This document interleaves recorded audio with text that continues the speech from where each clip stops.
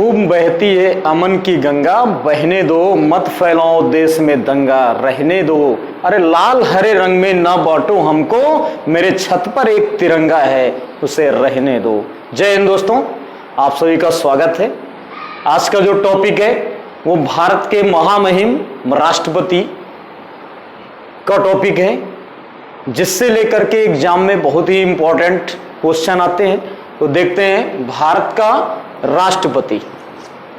तो भारत का जो राष्ट्रपति है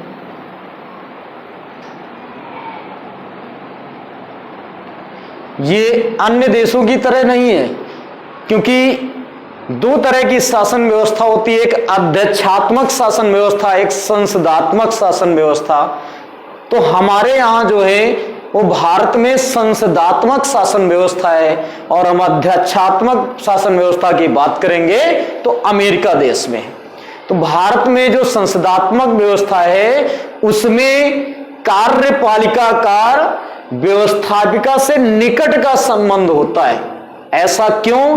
क्योंकि हमारा जो राष्ट्रपति भी है ये चुनकर किसके द्वारा आता है? तो ये संसद के द्वारा ही इसका निर्वाचन होता है। उपराष्ट्रपति का भी निर्वाचन संसद के द्वारा, प्रधानमंत्री भी संसद में चुने गए सदस्यों के द्वारा नेता के रूप में निर्वाचित किया जाता है।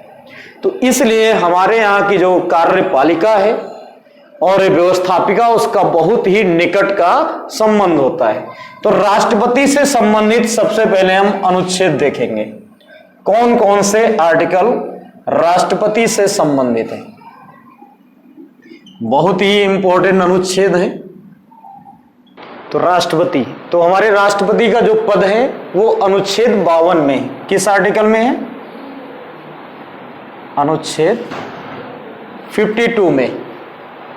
और इसके बाद हमारे राष्ट्रपति के कार्य एवं शक्तियां, तो अनुच्छेद 53, इसमें कार्य एवं शक्तियां दी गई, कार्य एवं शक्तियों का उल्लेख किया गया। इसके बाद आता है अनुच्छेद 54, जिसमें राष्ट्रपति के निर्वाचन का उल्लेख।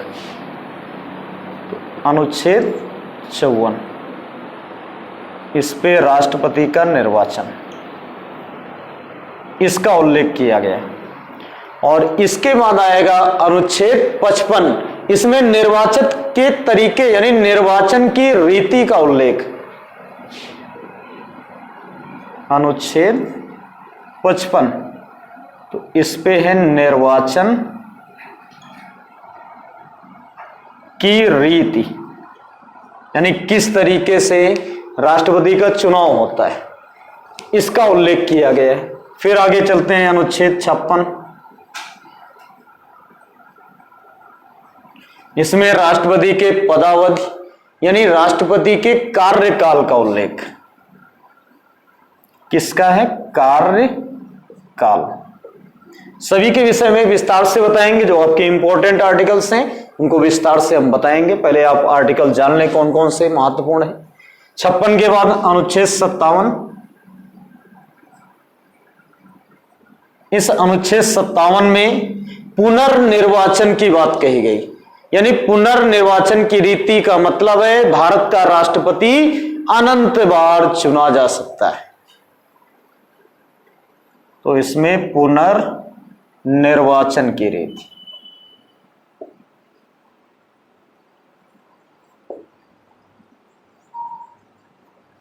इसके बाद अनुच्छेद 58, राष्ट्रपति की योग्यताएं।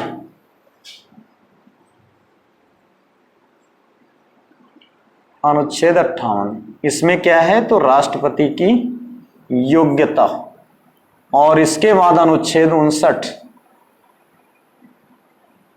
59, इसमें राष्ट्रपति से संबंधित शर्तें दी गई। फिर आगे आते हैं तो अनुच्छेद आपका आ जाएगा 60।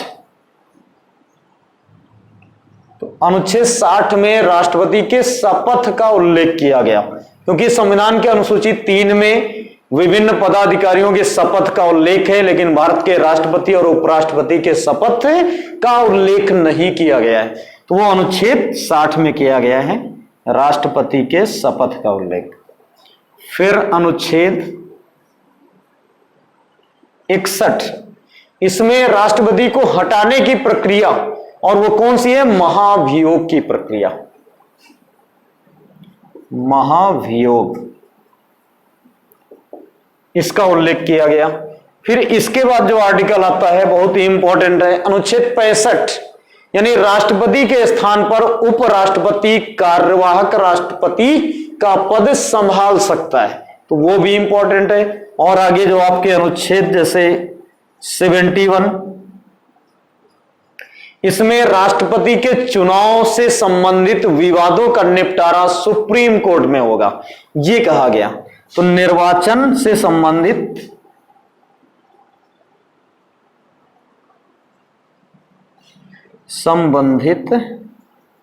विवाद का उल्लेख किया गया 71 में, और कहां पे इसका निपटारा होगा? तो सुप्रीम कोर्ट में, ये अनुच्छेद 71 में। इसके बाद आ जाएगा अनुच्छेद 72, इसमें राष्ट्रपति के पास क्षमादान की शक्ति है, ये ध्यान देना, राष्ट्रपति के पास क्षमादान की शक्ति दी गई है। फिर इसके आगे पढ़ते हैं, हम आगे पहुंचते हैं तो अनुच्छेद 111, इसमें राष्ट्रपति के पास जो पर्सनल शक्तियां यानी वीटो पावर, उसका उल्लेख किया गया। तो अनुच्छेद 111 में वीटो पावर का उल्लेख, वीटो पावर में पूर्ण वीटो है, निलंबनकारी वीटो है, पॉकेट वीटो है, तो ऐसे वीटो का प्रयोग अनुच्छेद 111 में किया गया। और हम आगे देखेंगे तो अनुच्छेद 123, अनुच्छेद 123, इसमें अध्यादेश का उल्लेख, अध्यादेश का उल्लेख, यानी किसी भी साधारण कानून को संसद में पारित करने के लिए जब संसद का सत्र ना चल रहा हो तो उस समय संसद की बैठक बुलाने के लिए राष्ट्रपति अध्यादेश 123 के द्वारा प्रस्तुत करता है, तो यह भी ध्यान देना। इसके बाद अनुच्छेद 143, इसका मतलब 143, इसके द्वारा राष्ट्रपति जो है सुप्रीम कोर्ट से परामर्श ले सकता है, लेकिन सुप्रीम कोर्ट देने के लिए बाध्य नहीं है, स्वेच्छा से देगी। तो इसमें क्या दिया गया कि राष्ट्रपति सुप्रीम कोर्ट से परामर्श यानी सलाह, तो परामर्श लेने का अधिकार,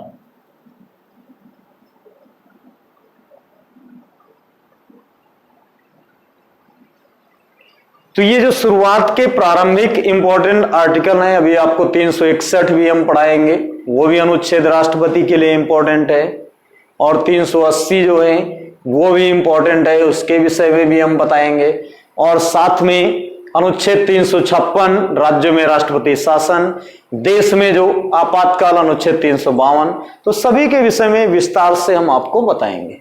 तो पहले जो इंपॉर्टेंट आर्टिकल थे वो हमने सोचा कि आपके सामने प्रस्तुत करें, जिससे आप आर्टिकल पहले जान लें, फिर इसके विषय में विस्तार से बताएं, तो आपको आर्टिकल को पढ़ने में प्रॉब्लम्स ना हो। तो आगे देखते हैं। सबसे पहले राष्ट्रपति की योग्यताएं।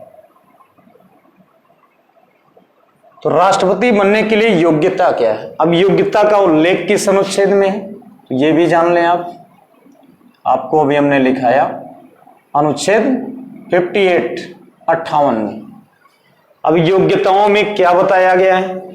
तो जो योग्यता है, सबसे पहले भारत का नागरिक हो, यानी राष्ट्रपति बनने की प्रथम योग्यता भारत का नागरिक हो। ये कहा गया कि जो राष्ट्रपति बनना चाहता है सबसे पहले तो भारत का मूल नागरिक या नागरिक हो, ये ध्यान देना। और नंबर 2 पे उसकी उम्र 35 वर्ष से कम ना हो, उसकी उम्र 35 वर्ष से कम ना हो, यानी ये भी जो शर्त है इसे भी पूरी करना होगा। नंबर 3, वह व्यक्ति संसद का सदस्य बनने की योग्यता रखता हो, ना कि वो संसद का सदस्य हो। सदस्य होना अनिवार्य नहीं है, ना सदस्य हो भी ना वो व्यक्ति, लेकिन संसद का सदस्य बनने की योग्यता रखता हो। वह व्यक्ति संसद का सदस्य बनने की योग्यता रखता हो, ये कहा गया है नंबर 3 पे। और नंबर 4, वह किसी लाभ के पद पर ना हो। वह किसी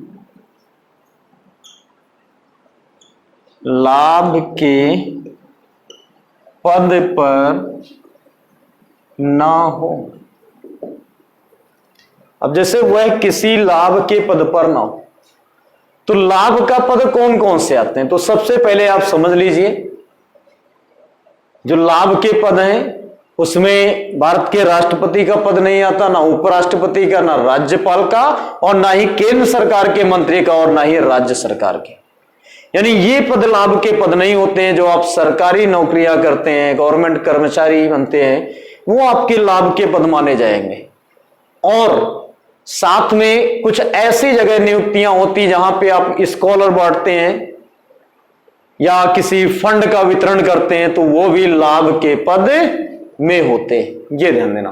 तो योग्यता में ये जो आपके 4 प्रमुख बातें हैं, इनको निभानी पड़ेंगे। तो ये 4 जो है अनुच्छेद 58 में दी गई हैं कि ऐसी योग्यता होनी चाहिए। जो 5वीं है वो अनुच्छेद 58 में नहीं है, लेकिन फिर भी आप जान लीजिए, वह पागल व दिवालिया ना हो।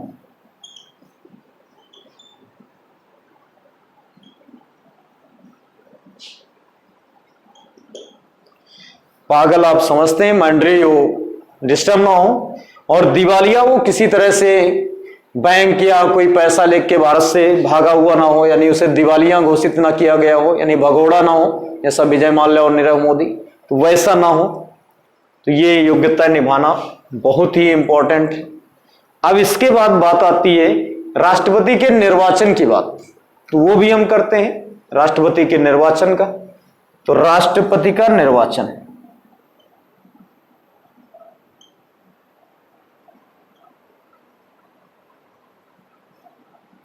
अब इसका उल्लेख किस अनुच्छेद में है तो आपको हमने बताया अभी। अनुच्छेद 54 में राष्ट्रपति के निर्वाचन की बात कही गई। तो अनुच्छेद 54 कहता है कि जो निर्वाचन की व्यवस्था है भारत के राष्ट्रपति की, तो उसमें सबसे पहले अगर किसी भी व्यक्ति को भारत का राष्ट्रपति निर्वाचित करना है तो अनुच्छेद 54 का पालन करना पड़ेगा।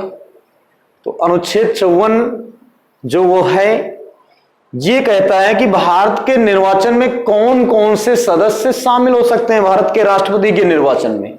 तो आपको मालूम है कि भारत के राष्ट्रपति के निर्वाचन में 3 सदनों के सदस्य शामिल होते हैं, जिनमें लोकसभा, राज्यसभा और विधानसभा होती। इन सदनों के सदस्य राष्ट्रपति के निर्वाचन में शामिल होते हैं। अब लोकसभा में कुल सदस्य संख्या कितनी है तो 552 है, लेकिन वर्तमान में हम देखें तो कुल सदस्य संख्या कितनी है, तो वर्तमान में जो सदस्य संख्या है वो 545। कितनी है 545। ये लोकसभा में है, जिसमें आप ध्यान दें 543 प्रत्यक्ष रूप से चुन के आते हैं और +2 ये एंग्लो इंडियन चुने जाते हैं, यानी इनको मिला करके 545 होते हैं। लेकिन जो एंग्लो इंडियन है उसे राष्ट्रपति चुनता है, जिसका माता या पिता में कोई विदेशी होगा उस व्यक्ति को एंग्लो इंडियन के रूप में चुना जाएगा। तो एंग्लो इंडियन को राष्ट्रपति चुनता है तो इसी वजह से ये एंग्लो इंडियन राष्ट्रपति के चुनाव में मत का प्रयोग नहीं कर पाते, उन्हें मत देने का अधिकार नहीं है। क्यों? क्योंकि राष्ट्रपति के हितों का टकराव हो जाएगा। लोग कहेंगे आपने इनको चुना तो ये आपके खास हैं, इसलिए आप दोबारा चुनाव लड़ रहे हैं, तो आपका सपोर्ट कर रहे हैं। तो राष्ट्रपति के हितों का टकराव ना हो, इस वजह से लोकसभा से 543 सांसद ही वोटिंग करते हैं, दो ये इनको अधिकार नहीं दिया गया। राज्यसभा में आते हैं तो यहां से टोटल संख्या 250 है। अब वर्तमान में देखेंगे तो 233 प्लस 12 बराबर कितने हो जाएंगे? 245। यानी 233 राज्यों से चुन के जाते हैं, कुछ केंद्र शासित प्रदेश से भी चुन के जाते हैं राज्यसभा में, और 12 जो हैं वो विज्ञान, शिक्षा, साहित्य, कला, समाज सेवी इस क्षेत्र से चुन करके राष्ट्रपति मनोनीत करता है। तो फिर यहां 12 सदस्यों में राष्ट्रपति के हितों का टकराव हो रहा है। तो इस वजह से ये 12 सदस्य भी जो राष्ट्रपति मनोनीत करता है, ये भी राष्ट्रपति के चुनाव में मतदान नहीं कर सकते। ये विशेष ध्यान देना।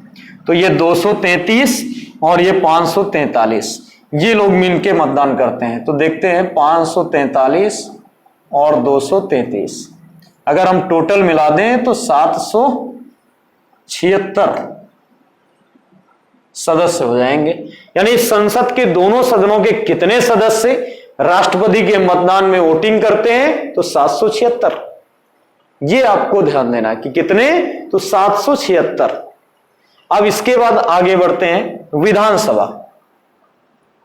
अब विधानसभा में अलग अलग राज्यों में अलग अलग सीटें हैं, यह भी ध्यान देना। तो हम सबसे पहले विधानसभा की कुल सीटों की बात करते हैं। तो विधानसभा में कुल सीटों की संख्या 500 हो सकती है, यानी अधिकतम सीटों की संख्या 500। न्यूनतम 60 बताई गई है, लेकिन फिर भी अपवाद है। कई राज्यों में 40, सिक्किम में जैसे 32, तो अपवाद है, लेकिन अधिकतम में कोई अपवाद नहीं। तो 500 में अगर हम यूपी की बात करें, उत्तर प्रदेश की, तो सबसे कम उत्तर प्रदेश में 500 में, सबसे अधिक उत्तर प्रदेश में है कितने? 404। तो ध्यान देना, 403 प्लस 1 बराबर 404। इतनी सीटें यूपी विधानसभा में है। और बताया गया है कि ये 552 हो या 250 हो या 500, इनसे संख्या कब तक नहीं बढ़ाई जा सकती? तो 2026 तक। तो ये भी अभी हम संशोधन बताते हैं। तो विधानसभा के भी, राज्यों के विधानसभा के सदस्य राष्ट्रपति के मतदान में भाग ले सकते हैं, लेकिन विधानसभा में जो एक एंग्लो इंडियन जो राज्यपाल होता है उसके द्वारा मनोनीत किया जाता है, वो मत देने का अधिकार नहीं पाता है। यानी 403 लोग मत देंगे, ये मत देने का अधिकार इसको नहीं। क्यों नहीं है? यहां राष्ट्रपति के हितों का टकराव कैसे हो गया? तो आपको मालूम है कि राष्ट्रपति ही अपने प्रतिनिधि के रूप में राज्यपाल को चुनता है, और राज्यपाल के द्वारा ये विधानसभा में, तो यहां भी राष्ट्रपति के हितों का टकराव। इस वजह से यहां पर भी जो हितों का टकराव होता है, तो यहां पर भी विधानसभा का जो मनोनीत सदस्य है वो मत का प्रयोग नहीं कर सकता। ये केवल 403 लोग ही मत का प्रयोग कर सकते हैं। अब क्वेश्चन आ जाएगा, सिंपल सा है क्वेश्चन। सबसे पहला बन सकता है कि ऐसा है, एक विधायक के मत की वैल्यू कितनी हो जाएगी? तो इसका भी आपको फार्मूला बता दें। एक एमएलए यानी मेंबर ऑफ लेजिस्लेटिव असेंबली, जिसे आप विधायक करते हो, तो एक एमएलए की मत वैल्यू बराबर राज्य की जनसंख्या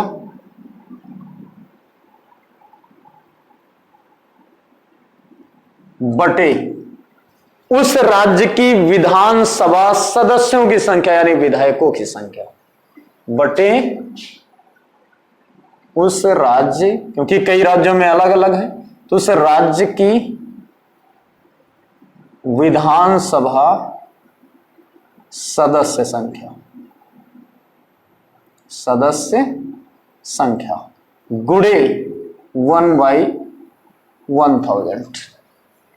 इससे आपको अपने अपने राज्य में, क्योंकि भारत में 28 राज्य हैं प्रेजेंट में और 8 केंद्र शासित प्रदेश हैं, दिल्ली और पौंडीचेरी ये भी राष्ट्रपति के चुनाव में भाग लेती, वहां भी विधानसभाएं।